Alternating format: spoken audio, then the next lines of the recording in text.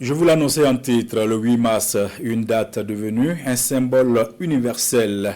Un symbole universel, c'est la Journée internationale des droits de la femme. Elle tire ses origines des revendications pour le droit de vote, le travail et l'égalité débutées aux États-Unis dans les années 1909. Puis, en 1977, la mobilisation aboutit à la reconnaissance officielle de l'Organisation des Nations Unies. Voici l'historique du 8 mars dans ce commentaire de Fanta Ouattara. La date serait un pur hasard. 8 mars, la Journée internationale des droits des femmes. Cette date trouve ses racines dans les luttes ouvrières du début du XXe siècle.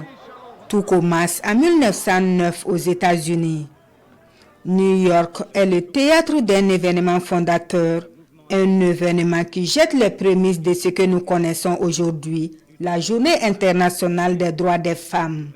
Le 28 février 1909, pour la première fois, des femmes socialistes décident d'organiser une journée nationale de la femme chaque dernier dimanche du mois de février. À la différence du 8 mars tel qu'on le connaît aujourd'hui, cette première édition a pour objectif de manifester pour le droit de vote des femmes et l'accès à de meilleures conditions de travail. Clara Lemlich, jeune immigrante juive d'origine ukrainienne, reste le symbole de cette lutte de 1909. Elle a prouvé que la lutte pour les droits des femmes est indissociable de la lutte pour la justice sociale et ouvrière. Cette mobilisation ouvrière féminine aux États-Unis a fortement impressionné les socialistes européennes comme Clara Zetkin. Journaliste et militante allemande et femme politique, elle propose la création d'une journée internationale des femmes en 1910 à Copenhague lors de la deuxième journée internationale des femmes socialistes. Une journée qui va servir en premier lieu de lutte pour les droits des femmes. C'est le 19 mars 1911 que l'Europe vit la première journée internationale des femmes organisée en Allemagne, en Autriche, au Danemark et en Suisse.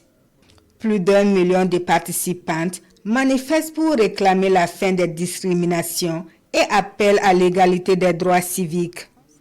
En Russie, les ouvrières de Saint-Pétersbourg entrent également dans la danse en 1913 et 1914. Le 8 mars 1917, elles déclenchent une grève générale et manifestent pour le pain et la paix. Le rassemblement pacifique tourne à l'insurrection. Ce mouvement marque alors le début de la révolution russe. En hommage à cette lutte, Lénine proclame la journée des femmes comme fête officielle en 1921. Le véritable tournant institutionnel pour toute l'Europe et le monde survient en 1977. L'ONU, l'Organisation des Nations Unies, en fait une journée officielle et adopte une résolution incitant tous les pays du monde à consacrer la journée du 8 mars, Journée internationale des droits des femmes. En France, cette journée entre officiellement dans le droit et les institutions françaises en 1982, grâce à la ténacité d'Yvette Roudy, première ministre déléguée aux droits des femmes d'alors. Elle est la figure incontournable qui a bouclé la boucle de la lutte pour l'émancipation des femmes en France sous la présidence de François Mitterrand, plus de 70 ans plus tard.